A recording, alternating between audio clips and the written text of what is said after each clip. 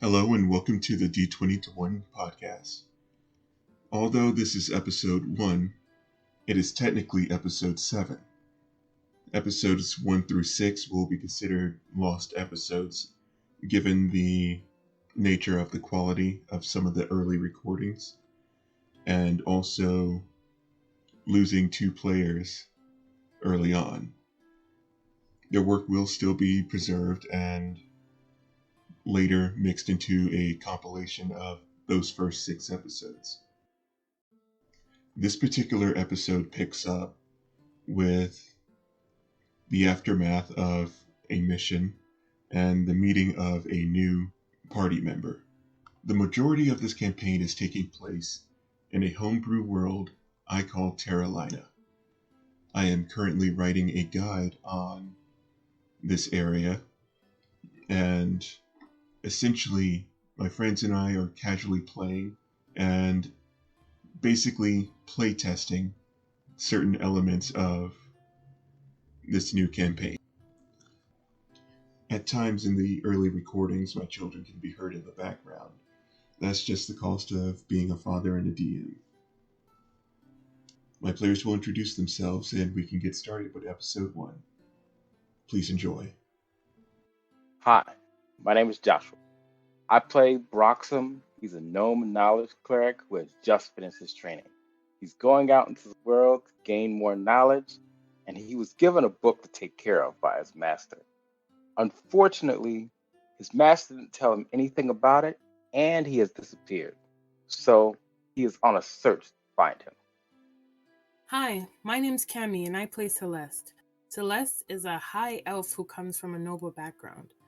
One day she finds out that she's actually from a secret clan called the Rose White Clan, and we have powers from the White Rose.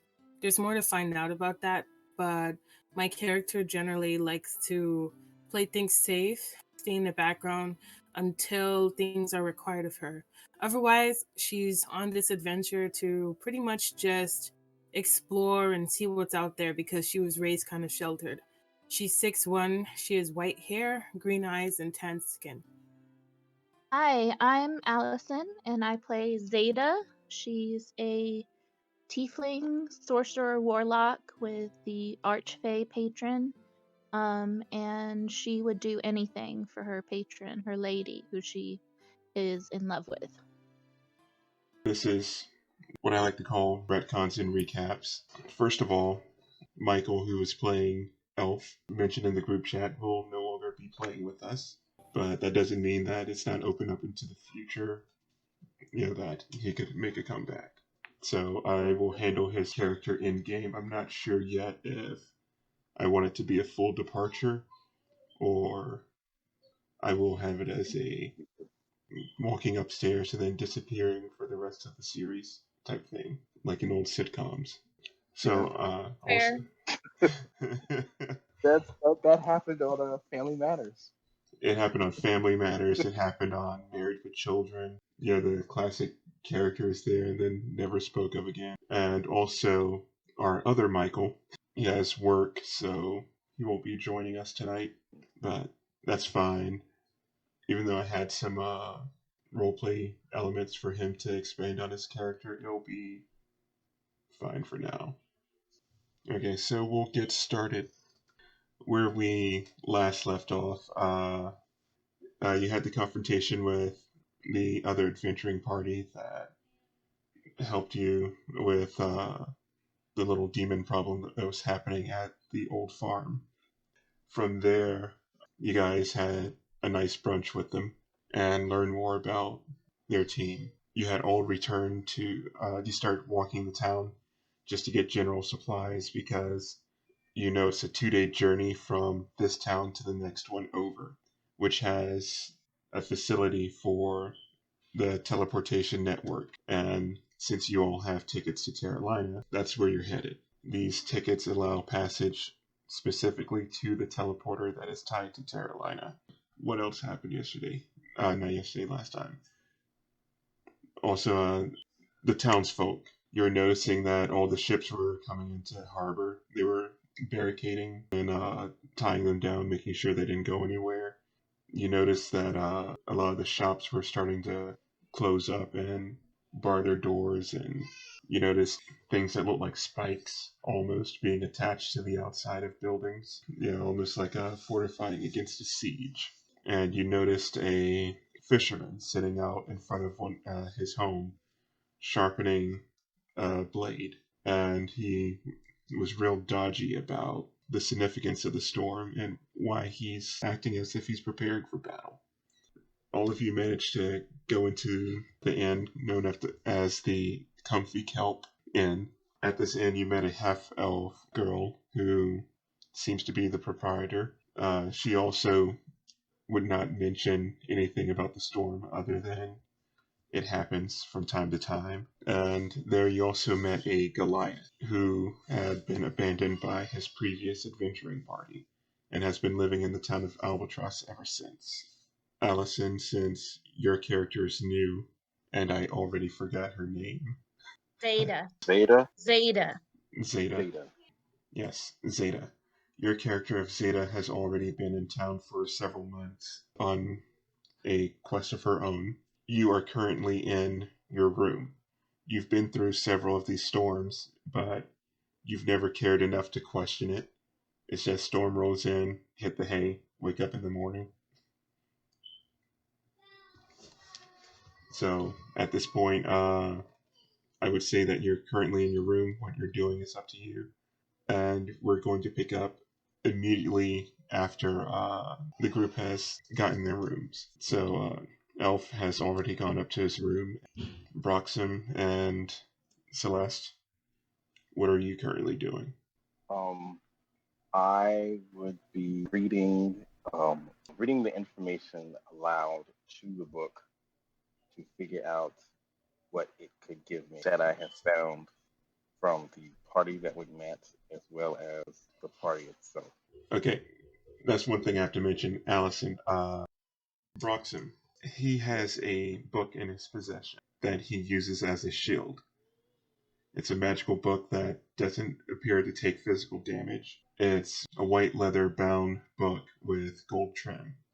And to anyone else looking upon it, it seems blank. The pages are blank, and it's mostly blank to him as well. But mechanically, like when he writes information in it, he tends to get information back. Nice. So unless he wants someone to see what's in the book, it's usually like blank. So when he's mentioning writing the book and going over information and talking to the book, that's what's happening.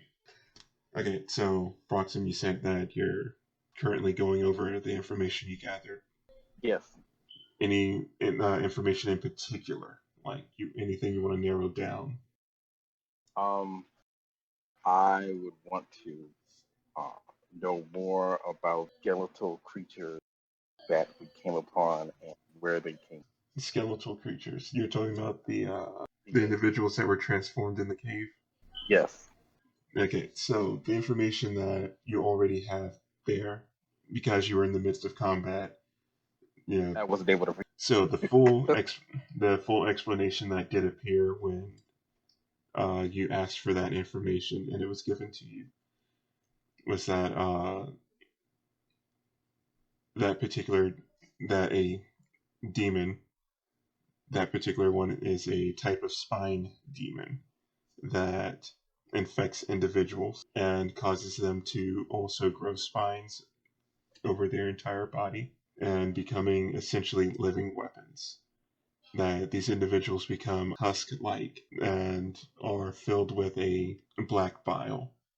Only few of them keep their self-control for so long before they're just generic puppets for said demon.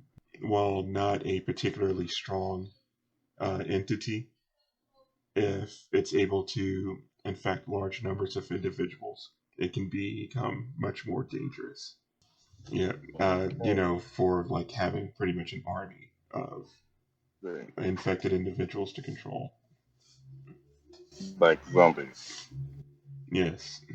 Got it. That's why technically, when you used your turn undead spell on the individuals it took over, it didn't take hold because they weren't undead. They were still very much alive, just changing. And essentially, they were demons. They weren't zombies.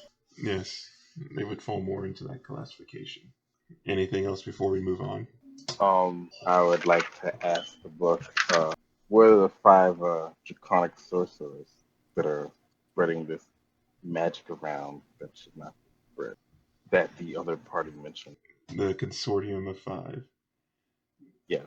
When you ask this, imagine let me put this into context of a modern era. You see the ellipses, like it's typing, but then it's like you feel like it's trying to give you an answer, but it's rethinking it. It's text starts to appear, then it disappears, and then starts to appear again, and then disappears. It's almost like, should I tell you? How much can I tell you? Type thing. That's the feeling that you're getting. That it's starting to try to give you information, but it's reluctant to do so. Never mind. That's what I was hoping. Okay. And then I'll ask it, what can you tell me about this storm that's coming? Because I would figure it would know where I am in the world because it knows where it is in the world. And so I consider it either a magical item or probably something that is controlled by a higher power or being beyond myself.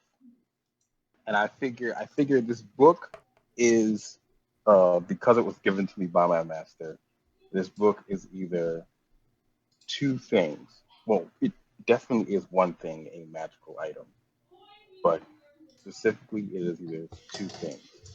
1, a communication device to my master, or 2, a communication device to a higher being or a library of sorts that gives me information based upon what I ask of it. And So some things cost more than others. Some things are given free, depending on where I am at. Other things, not so much. So I decided to roll for it.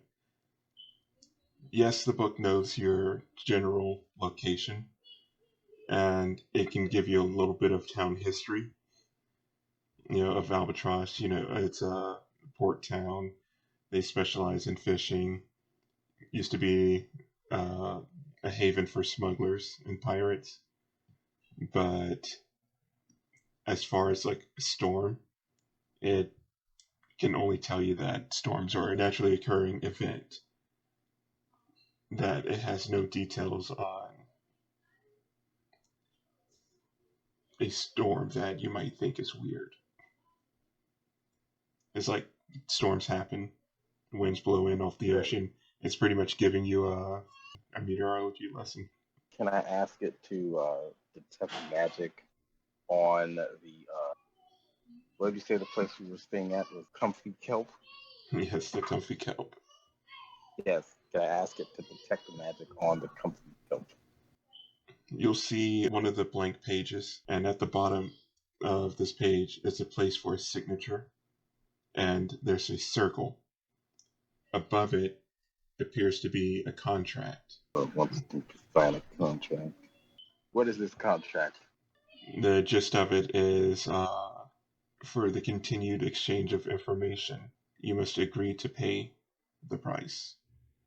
And Okay. it just I says, signed oh, you sign it?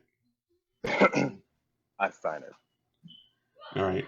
That circle is for a thumbprint, so you're probably going to have to prick your finger and stamp it.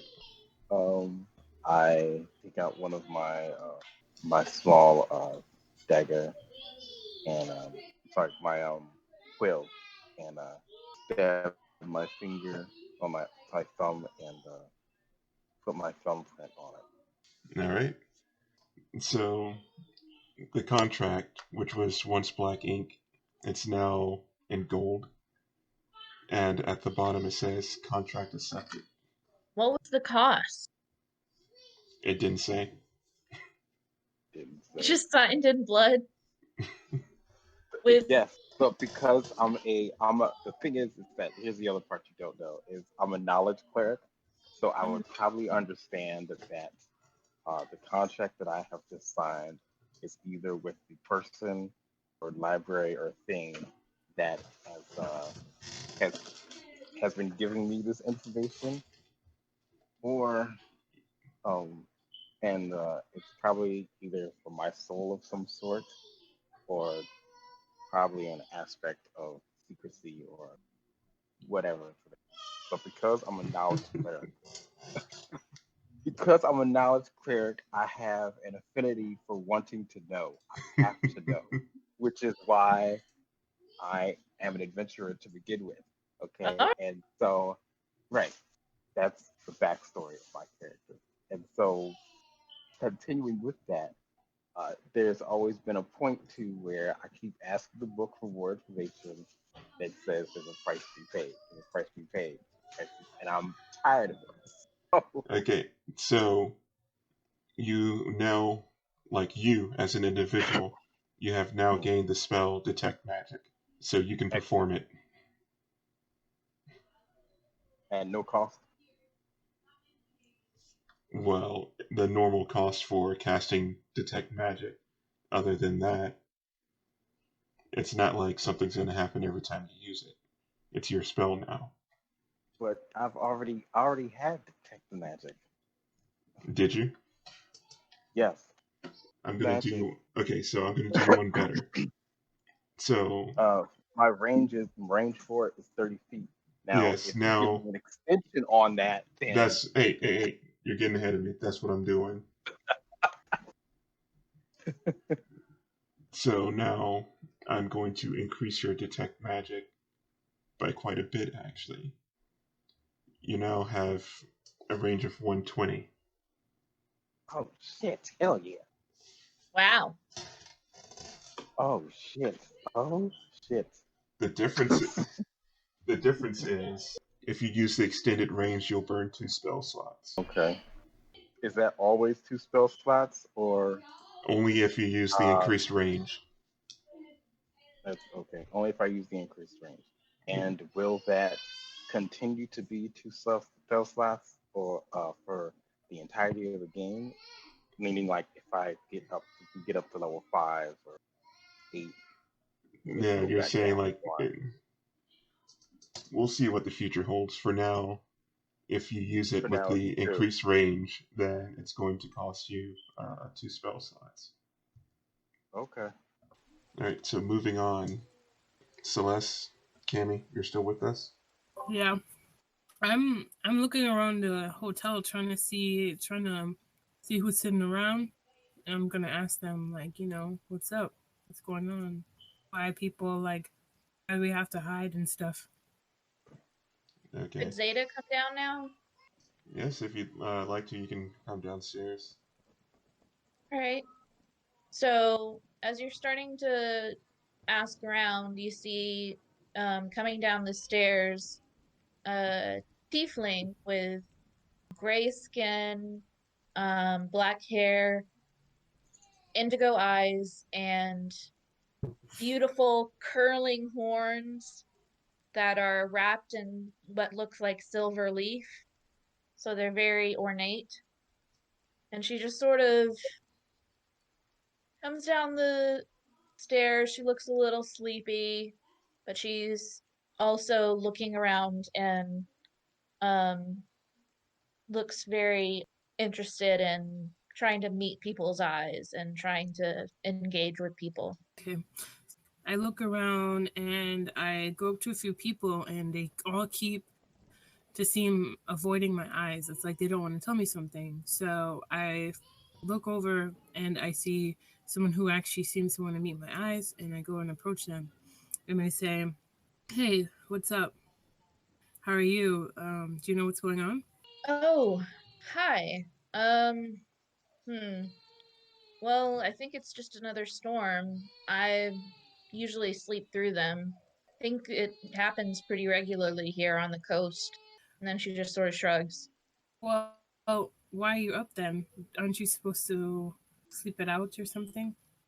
Well, Today, yeah, I sort of slept in pretty late. I had a late night, so I'm thinking I'll see if anybody wants to play dice. So, do you gamble at all? Not really, but I can try. Excellent. It's an easy game. Just roll the dice, see who gets higher. We're not gambling for money, right? Because I don't have any. You don't have any money? Well, and then she looks sort of sly and sort of sort of looks you up and down. She says, "Maybe we can make it more interesting. Maybe I'll buy you a drink if I win." Sounds good to me. Okay. So you play a few rounds and she seems to win pretty consistently. Um and so Zeta signals to the bartender and orders you a drink, orders you both drinks, and toasts to you and knocks it back like it's water. Dang. You must come here often. I've been here a while, unfortunately. I've um trying to trying to find somebody, but no luck so far. What What about are you you? What trying? are you doing? Huh? Well, I'm here with What are we trying to do again? We're trying to. You're I'm here with trying a group to, of people, and we're trying to do something. well, you're trying to get to Terralina. Oh yes, Uh, yes. my I'm trying to get reason to was something. because I didn't like this place and I was stuck because I needed money in order to move. Yeah, like I'm kind of just exploring and stuff. So like maybe I can help you look for who you're searching for. Well, I don't know if it's actually a person. I might be symbolic. I don't know. I'm looking for a white rose, something that'll stand out, but it's important. I know that. So you're not really sure what you're looking for besides White Rose? That's all the information I have, unfortunately. How about I introduce you to my teammates and we see what this White Rose is about. We have someone who has like a book. Maybe he can ask his book. Ask the book. Sure. That sounds legit. All right. At this point, I would uh, probably come downstairs because I would be hungry. okay, before that, I will say that Zeta, you're being led by Celeste upstairs, and you go to knock on Crossfire's door, but you hear voices. Not just his voice, but another voice. You believe it's a male voice from what you can hear, but you can't quite make out the conversation. Just that he's not alone. Yeah, for story purposes, let's say that you decide not to bother him if he has a guest. Next, you knock on the door for Elf, and get no answer. So at that point, would you let yourself in or leave him be? I wouldn't move on because that's not who we're trying to talk to. Alright, so as you're walking down the hall, you see Broxim leave his room. Like always, book in hand. I'm gonna chase him down. Not a difficult thing to catch up to him. I'm a no. Broxim! Broxim! Yes, yes. Stop being loud. Oh, anyways, this is my friend Zaida, and she, or Yeah, it, she. okay, um, she is trying to look for something, and I figure who better to ask than you, Broxim? You have all the answers. Oh, oh. Also, now I'm important because I know things. Stop being So, bitter. Yeah, let's yes, see this yes. special book you've got. Wait, you told her about my book? Why did you tell her about my book? I told you about I it didn't from know the it's a start. secret. Ah, fine. Yes, I have a book full of information. I, what do you need to know?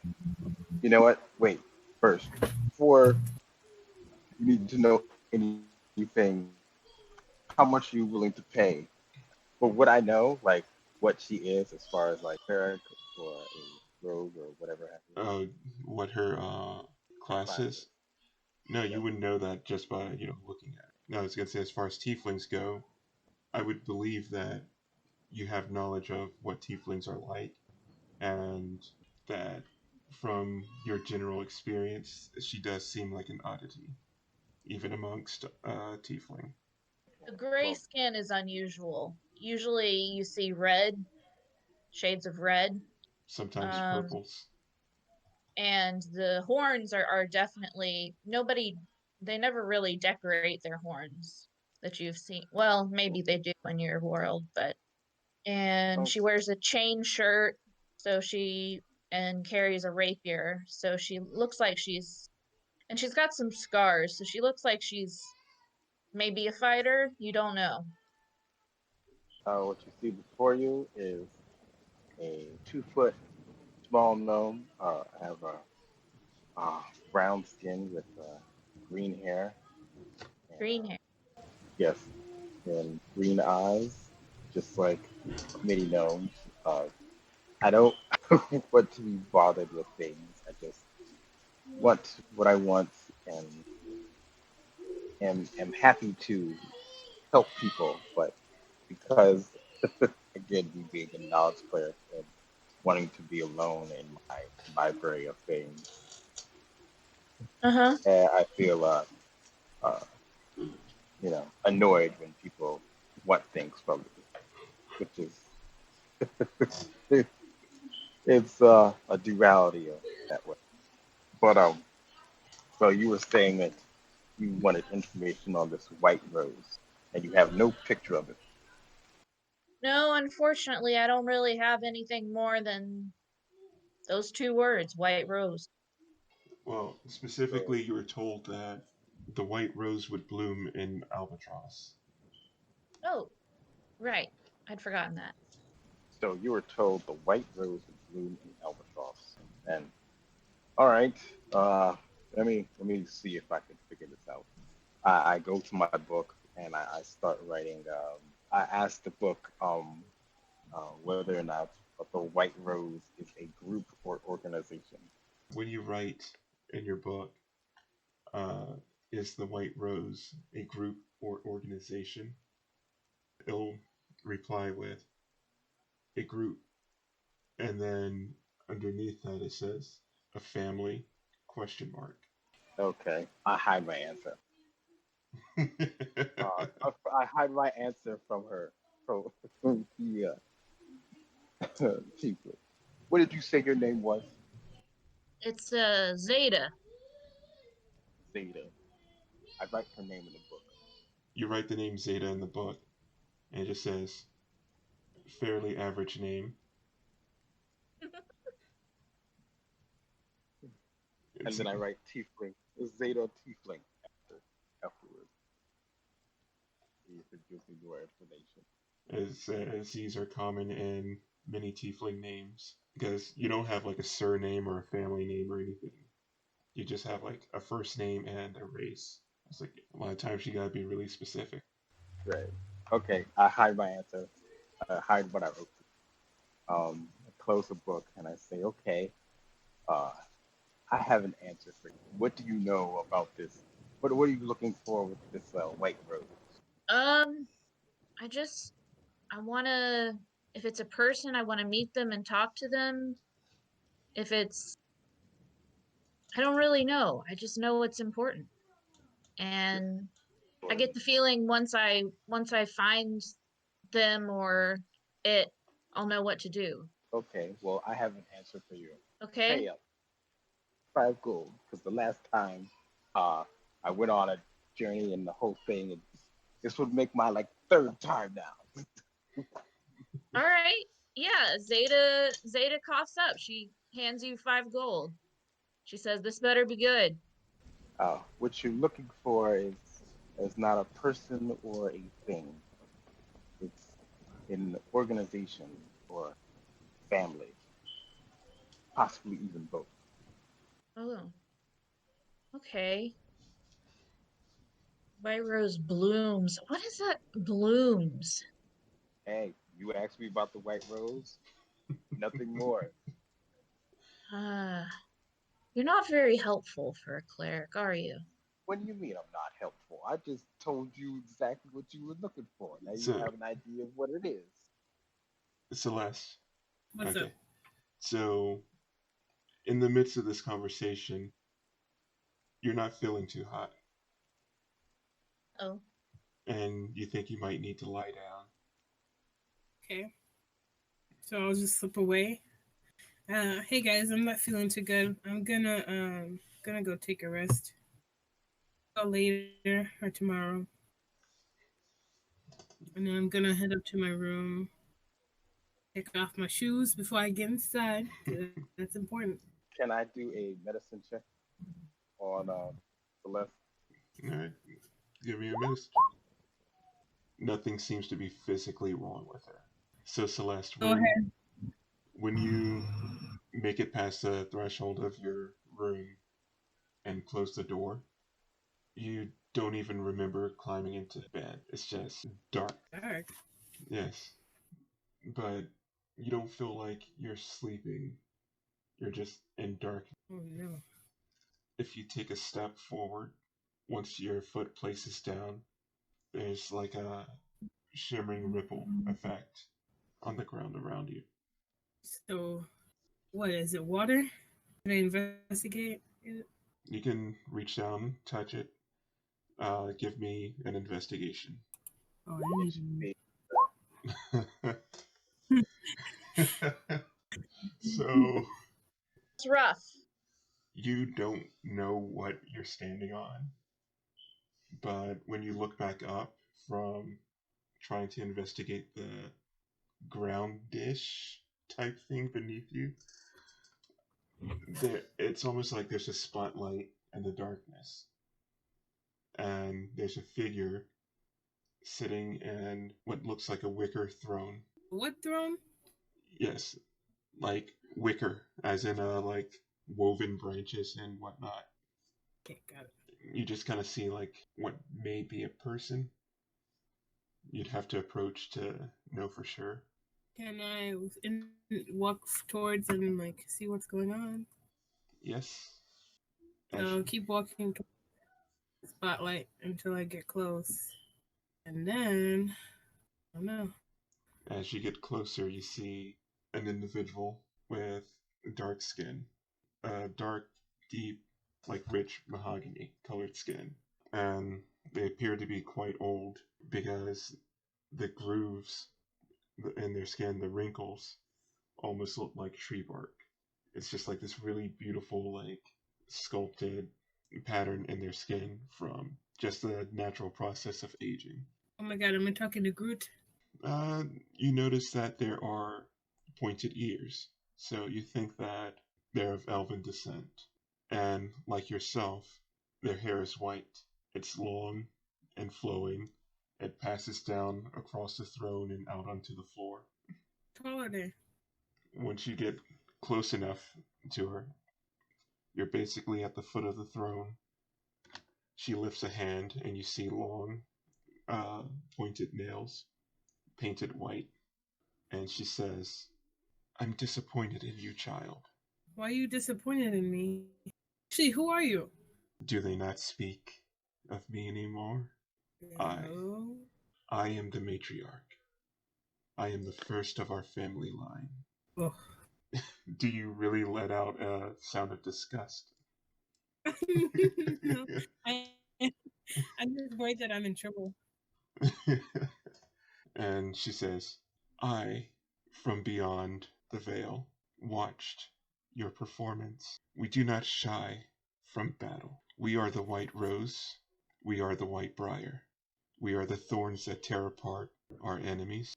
And we are also the flower whose beauty is unmatched." She says, I didn't know we had such a history.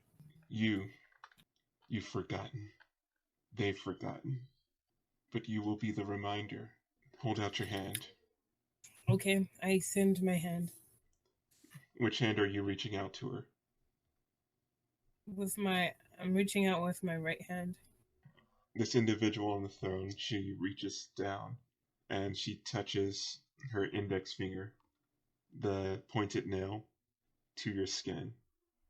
And when she does, you feel a small prick and then a burning sensation going from that point up your forearm. And it's at that point that you look at your arm and you look at your hand, and from where she had touched your hand, a white rose forms like a tattoo, and curling up your forearm, a thorned vine. That's so cool. And she says, What does this mean? I will give you this gift. Let all remember who we are. Wait, but what's the gift? Don't leave yet. I have more questions to ask. She laughs as the spotlight on her fades, and you awake on the floor of your room.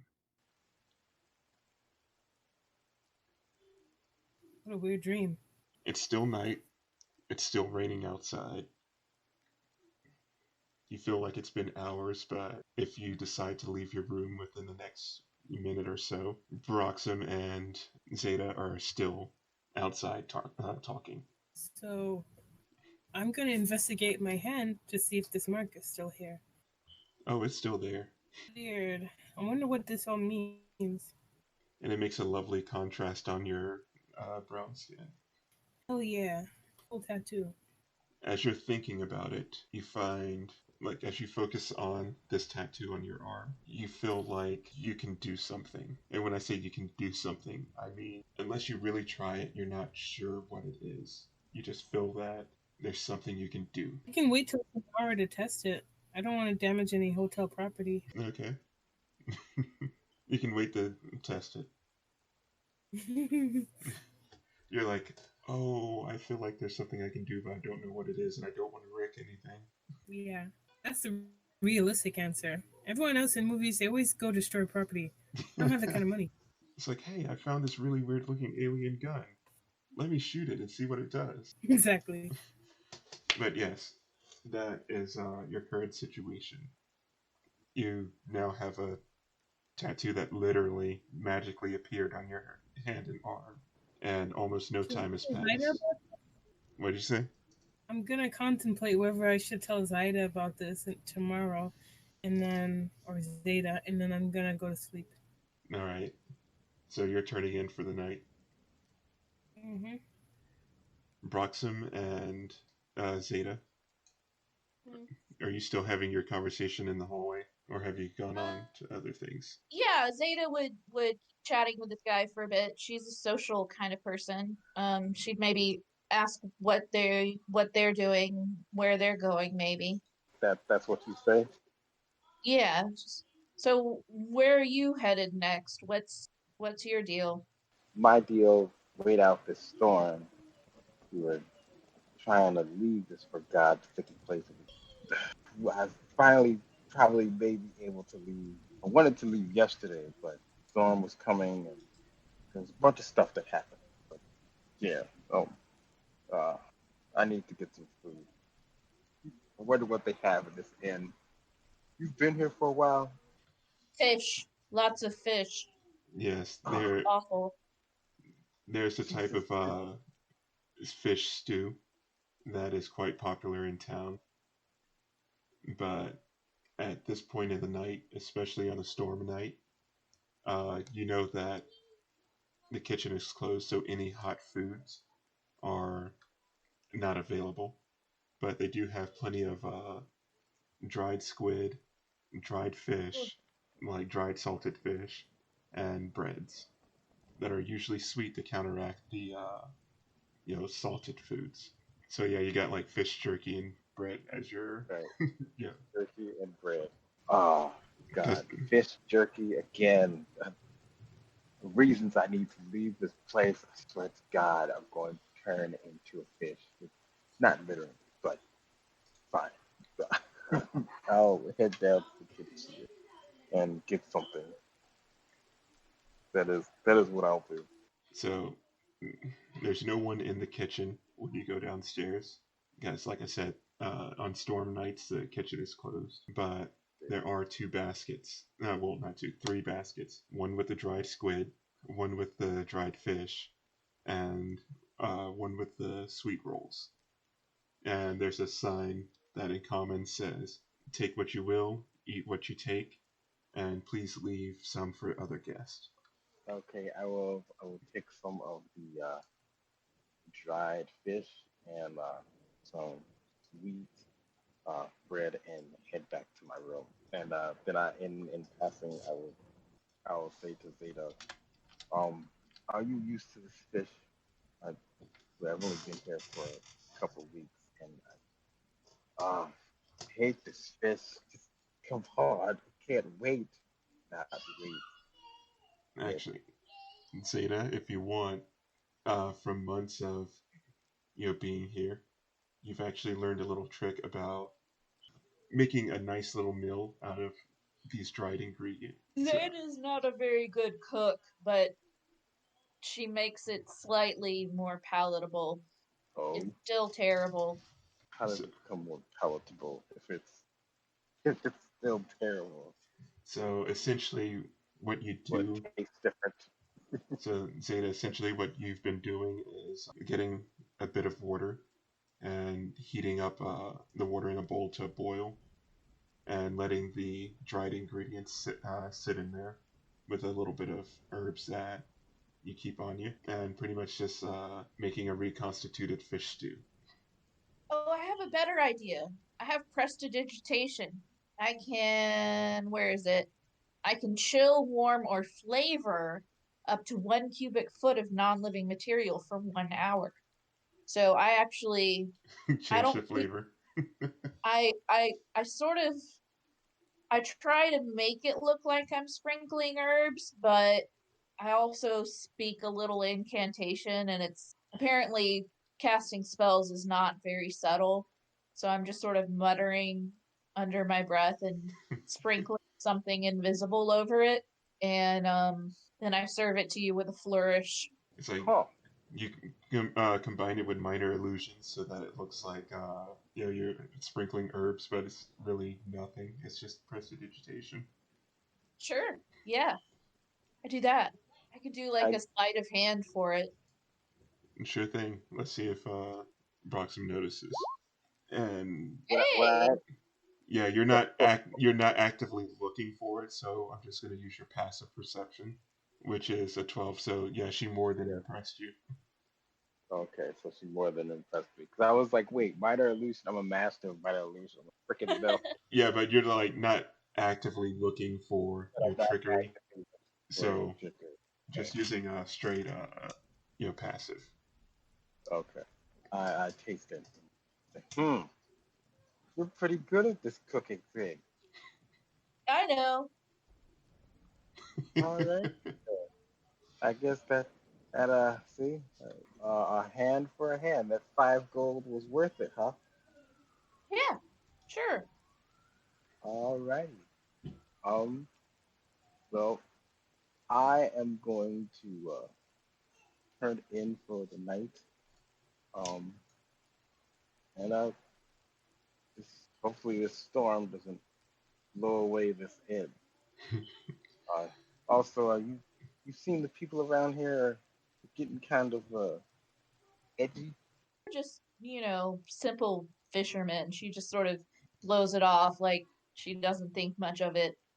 She doesn't think much of most things. So you can hear the wind wailing through uh, the spaces between the buildings, and you hear shutters that weren't completely secured, flapping in the wind and slamming against buildings.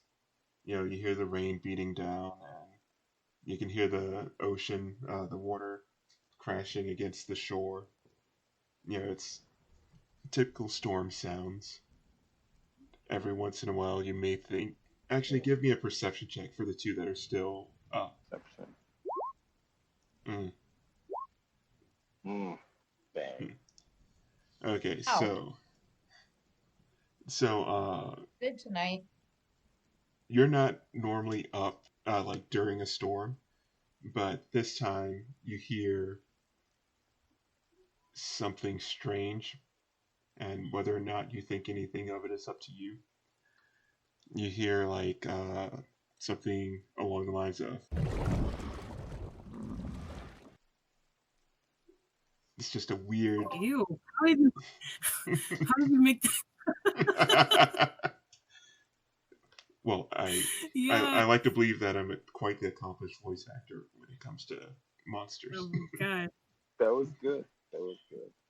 Crazy.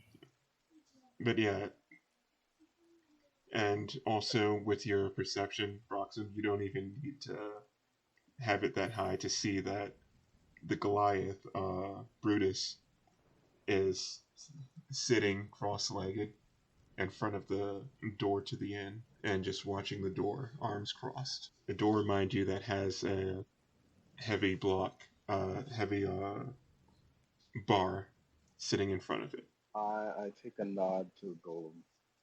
A Goliath. Oh, it was Or, Goliath, the Goliath thing. I thought it was a golem that was with the half orc. no, Goliath, that was with the half elf that ran the tavern, the one that got left behind by his Yeah, adventuring party. Yeah, he's a yeah, Goliath. right. That's Goliath. I take a nod at the Goliath and the You can nod at him, but he's not even noticing. He's just laser focused on that door. the it's like I say, security is tight. That's how I like it. I might even sleep well tonight. This may be good. And I continue to head to my room. All right. Zeta's gonna sort of frown and look at the what she would think would be a adequately barred door and the seemingly superfluous guard, and she's gonna say, uh, what's so interesting about a door? It's pretty securely locked. What do you think's gonna come through? I stop at the stairs. Well, you may not have noticed.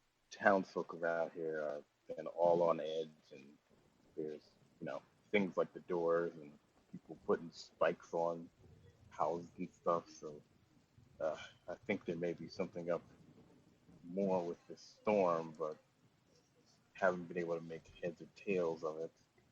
Uh, I don't know exactly how I could. I've been trying to think of a way how I could figure out what is going on. Your book This, wasn't a help? hey, don't talk about my book. Sorry. This is my prized possession. My book is everything. So yes, It knows. Zeta, this would be your first time really witnessing this going on. So it would take you back a bit to see everything's like locked down and someone's still guarding the door. I don't think I gave her a name last time, but the half elf girl that runs the inn, I'm just going to call her Layla. She enters the room. This is the main lobby at this point.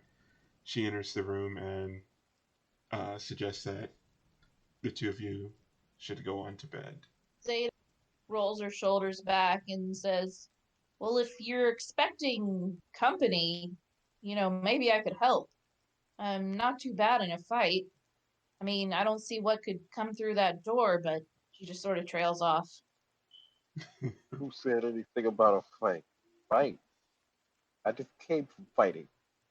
I want to sleep or at least take a nap.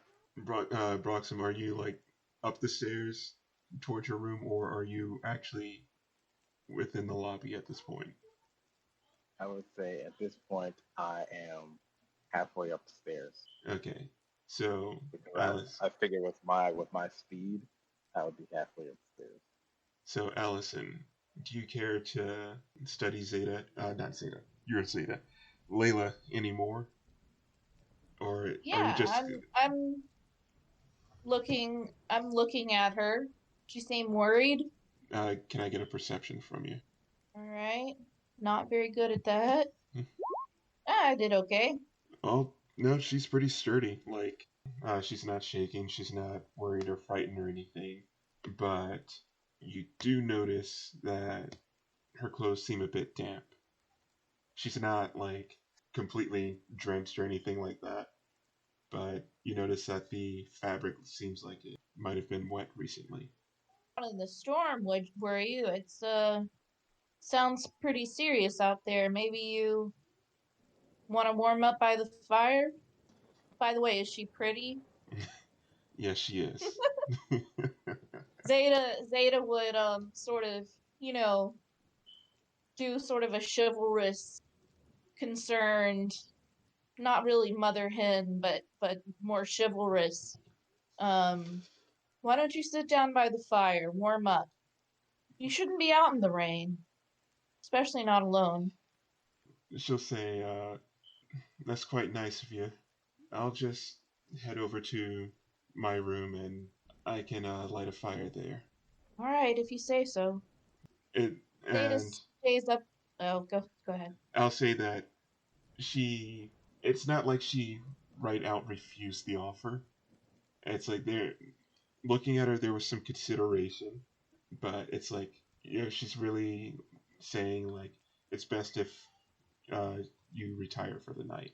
It's like don't worry about this. Is what you're getting from her saying. It's like oh no no no I'll just set a fire in my own room. I'll be fine. All right. Zeta sort of hangs around awkwardly for a little bit longer, but eventually she heads upstairs to her room. All right. So with everyone turning in, the storm eventually passes, and whenever you decide to come downstairs, you'll see that all the barricades, the covered up windows, the heavy board blocking the doorway, all of that's gone. I will come downstairs and ring the front for the house help. House. Wait, what's that last? Oh, I thought you said house elf, not half elf. Now, Half half elf. elf. Well, she has a name now, Layla. Well, I didn't get her name when I was going up the stairs. No, I it missed that. was my fault for never giving her a name in the first place. So I'll just retcon it and say that Oh, you all that she got introduced yeah, herself? you all got her Okay. name when she first So showed up. I was thinking that only she would know her name, and we didn't know her name because she was trying to rush us in to get to Yeah, her. she was, and I didn't give her a name at the time, but it's like I'll just retcon it Right. and say That's that yes, she right. introduced That's herself. that's what I was thinking. Okay. So So I'll ring the door, ring the bell for Layla. and Layla will show up. What you need? It's like breakfast, and also how was last night, though? Oh, it was fine. Did you sleep well? Yes, I slept well. It seems like barricades and everything are taken down. I hope the town is are doing all right. Oh yeah, you don't have to mind that. You say that, but everyone's pretty much said that. I still don't like feeling, but fine, fine. So, what is for breakfast? She says, "Well, we have a fish porridge." Ew, gross. I give a reluctant sigh and I say, anything else? Something Well, hot? Maybe chicken wise? How you about something, even a vegetable? I would take a vegetable instead of well, there's a vegetable stew that you could great, have for breakfast. excellent. Yes, yes, I will take the vegetable stew. Oh, thank God. Uh, at this point, I am uh, tired of fish. I know you all love fish, but understand, have tasted many different things. Fish is, oh, how can I count it? But vegetable stew is excellent. Yes, thank you. Or soup. So if you go to the dining hall and ask the cook for breakfast, and tell them that you want the vegetable stew, it's not so much a vegetable stew as it is essentially grits with vegetables in it. So imagine dried ground corn reconstituted in water and big chunks of vegetables thrown into it. So it's like just grits with vegetable. You're asked if you would also like a side of fish sausage. I scoop it up and then watch it flop. There's a thick, just gelatinous gravy, thick gravy flop for my food, and I look up at the cook and look down at the food and I say, just water, please, just water, just All just right. water. All right. God, I cannot wait to get out of this place.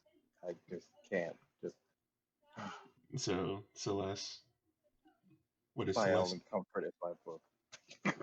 What is Celeste doing first thing in the morning? You know, basic hygiene stuff, shower, get to bed. Then I guess I'm gonna go get something to eat. Is there do I have to go to the? Where's everyone else actually? I gotta go check on my roomies.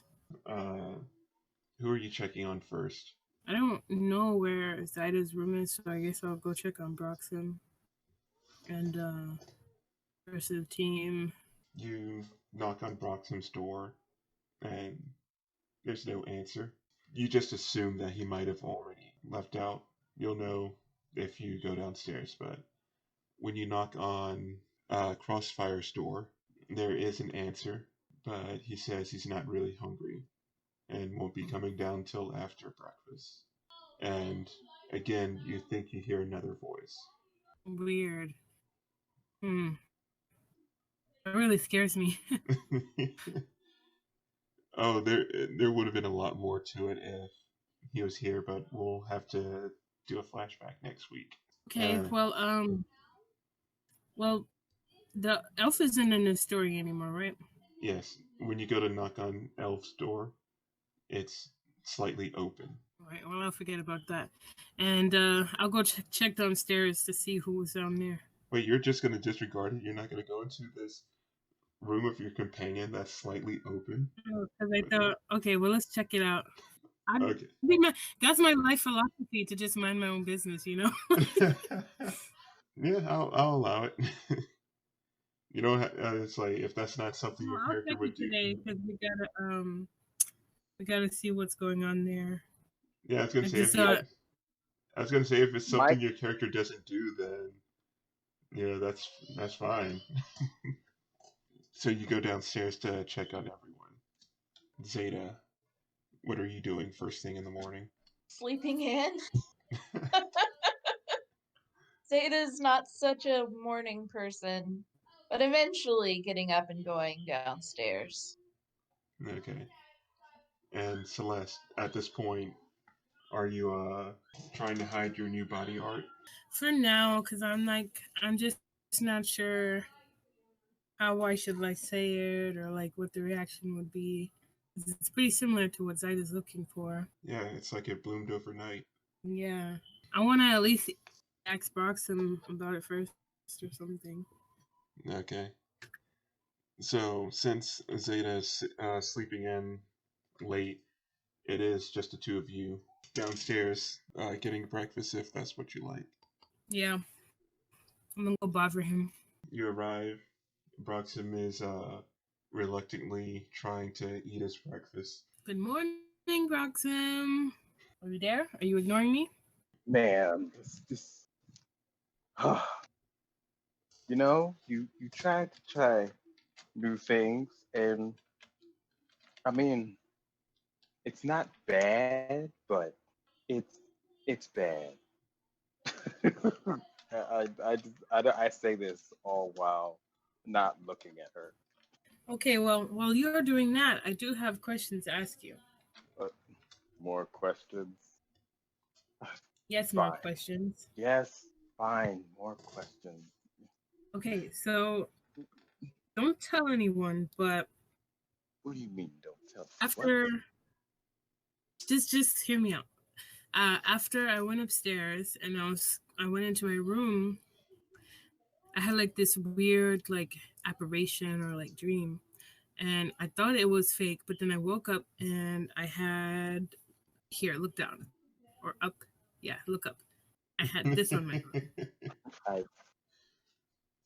What are you talking about, Elf? And as I say this, and I look up, and I'm like, I see it because would I recognize that it is a white rose and all of that? Yes, it's clearly looks like a rose on the back of her hand, and what looks like a vine covered in thorns going down the arm. So, what do you think? I look her in the eyes. I look back at the rose. I bring it closer. Bring it closer. Here, I'll squat down. I touch it over with my fingers. Can I use a regular detect magic? Yes, you can. I would like to do that. So you cast your regular detect magic on it, and this thing is crazy magical. Oh, this is yeah. So I look back at her. So we've got two problems with this. One, you've got this new thing. I don't know what this new thing is. Do you know what this new thing is? Never mind that. You're the one that asked me the questions. But anyway, so we don't know what this new thing is, and also we have this tiefling that's looking for this thing. She's probably looking for you. Do you even know about this? Did you know about this? Is this new? This is new. Would I know this is new? You're asking me more questions than I asked you. Yes, because now this is something that I'm interested in. Okay. Okay. Keep that hidden. Keep that hidden for now. You have to hide that because we don't know her. We don't know her. Also, where are the guys? Where are the guys? Have you seen them this morning? No, I checked their rooms and like I don't know, Mike said he wasn't hungry. I mean Crossfire, and then like Elf was just like not in there. Do you want to go check on them? Correct. Yes. Let's go check on Elf. I've eaten only half of my breakfast. I pushed it aside, and we both go upstairs to Elf's room. I knock on Elf's door. So again, Elf's door, the door for Elf is already slightly open. Elf, are you here? There's no answer. Elf, we're coming in. Elf, we're coming in. Be decent or something. Hello. The room is empty. There's no one here. Where did he go? There's a note on the bed. I pick up the note. Take a seat. And I'm like, why don't you read it, Broxim? While I look at my fingernails. Damn you, Elf. So you read the note. You read the note from Elf, and the gist of it is that he remembered more about his past than what he told Silver, and he decided to chase a lead. Damn you, Elf. You left us. That's just for a woman, man. No, there was something else. I knew something like this would happen. That's why I wanted to go with him. Ah, damn it. People are always leaving me out of things. So during the night, Elf slipped out during the storm. It's crazy dangerous. Oh, I wish him the best. That first part, Crossfire is probably not feeling well. It's probably why he doesn't get up. Probably not even a morning person. Well, you have known that from the short time that you've been with Crossfire, you know that he does like to drink quite a bit, so Yes. he could be sleeping off a hangover. Right. Right. From the last time. I asked Celeste if she knew what the tattoo is. Well, I know what a tattoo is. I'm not sure exactly. Oh wait, The in white a rose dream. tattoo you just showed me. And then what happened in your dream? Tell me exactly. So patience, Gnome. Let's see. There was like an old lady. She kind of looked like me, but like a little darker and like really, really old, with long fingernails. And she said she was a matriarch of the family, something like that. What question? Would I know who she is, being a knowledge cleric? Can I roll a history on all of this? You would have to know about Celeste's family for I would that. have to know about Celeste's family. This wouldn't be part of any kind of elf lore or anything like that. Maybe not. That's why I asked if I could roll No, I history say on. maybe not, because it's like this is one of those things that unless you're like within elven culture, like you are an elf, I would doubt this would be the type of knowledge that would even make it to you in passing. Not even if I have a high religion score Well, as well. let's see how it goes. I might Okay. change my mind. Let's see how it goes. All right. So roll for religion or history. First, what exactly are you trying to find out about? Just Because narrow it down. narrow it down. Okay. I would want to know whether or not I would know if, in passing, that anything that she is talking about, that she considers like a matriarch or anything like that, would be connected with elven history. Give me a roll. Let's see where this goes. Okay. Depending on what it is, I may or may not give you some. Okay. I'm rolling history. 12. No. I wouldn't know. Okay. Now you're just like, crazy elf stories. Okay. Seems like another one of these crazy elf stories again.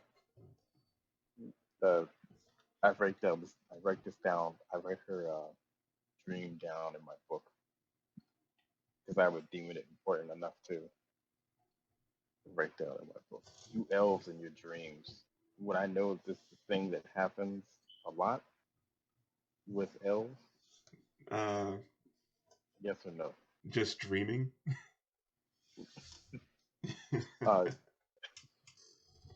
Uh, whether or not it is a aspect of elves, whether or not it's an aspect that is special to some elves having dreams that uh, Well, evoke a placement of mark or high status, okay. whether it be magical or not. Roll me a religion. Nice. 26.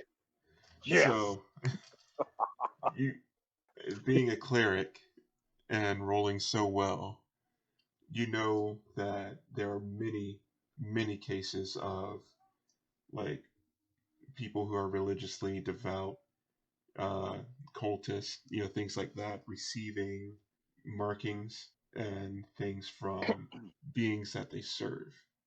But when she said that, she refers to herself as the matriarch of their family, and you're just putting all of this together and hearing that she looked quite old, which surprises you considering that she's an elf, and elves can be several hundred years old and still look, like they're in their prime. So you're just assuming that if this individual is calling themselves the matriarch of her family, she could be several millennia old.